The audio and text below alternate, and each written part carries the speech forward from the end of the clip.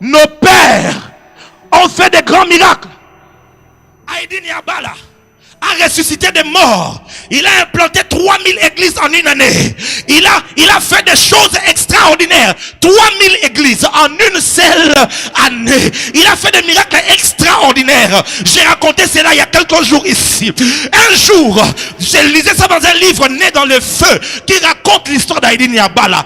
À la fin de ce livre, on raconte que Idahosa un jour est allé baptiser avec Haïdi Niabala. Sur les eaux de baptême, il y avait dans cette eau, dans cette rivière-là, des crocodiles, et Idahosa a refusé d'y aller.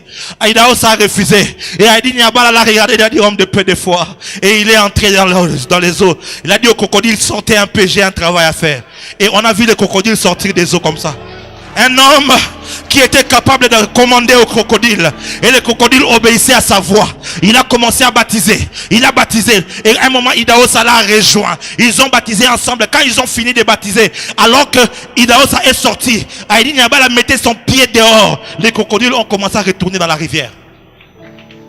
Un jour, on nous raconte que Haïdi Niabala, une femme, est venue avec une grossesse en disant, je n'ai fait qu'avoir des filles et mon mari qui est militaire m'a promis que si je lui fais encore une fille, il va me chasser du mariage. Et tout, il lui a dit, tu auras un garçon. Et 9 mois après, elle est allée à l'hôpital. Alors que le mari revenait, je crois, le jour suivant, elle a mis au monde une fille. Alors, sans attendre tous les consignes des médecins, elle a pris son bébé. Elle est allée vers papa en disant, papa, ton Dieu m'a-t-il menti? Et Haïdi Niabala l'a regardé et lui a dit, femme de peu de foi, donne-moi l'enfant. Il élève l'enfant et dit, Katika Jina la Yesu. Quand il redonne l'enfant, mes frères et sœurs, l'enfant était un garçon. Mes frères et sœurs, l'enfant était un garçon. On raconte l'histoire. Il est allé prêcher dans la rencontre spéciale de la pneumatologie, où tous les pneumatologues, les experts en matière du Saint-Esprit étaient réunis dans un stade en Allemagne. Les grands docteurs en pneumatologie ont commencé à prêcher. Ils ont prêché. Le Saint-Esprit, c'est Roua, c'est Pneuma et tout ça. Ils ont fait des exposés pendant des heures.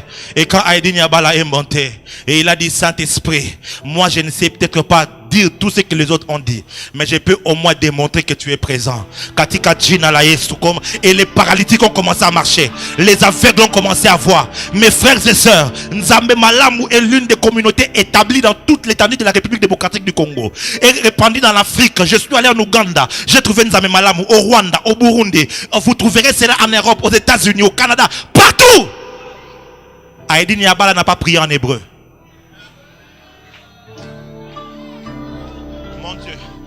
Haïdi Niabala ne disait pas Baruch Ben Chen Adonai. Il ne disait pas toutes ces choses. Il disait Nzambe Malamu Mungu ni mwema. Il disait Katika Jina la Yesu. C'est même au nom de Jésus a ressuscité des morts. Je crois en ce même au nom de Jésus. Je n'ai pas besoin de changer de manière de parler. Ce n'est pas, oh mon Dieu, ce n'est pas en disant au nom de Yeshua Hamashiach qu'un miracle se fera. C'est en ayant la vraie foi au nom de celui qui était mort, qui a été enseveli et qui est revenu à la vie. Alléluia. Pop Alanga.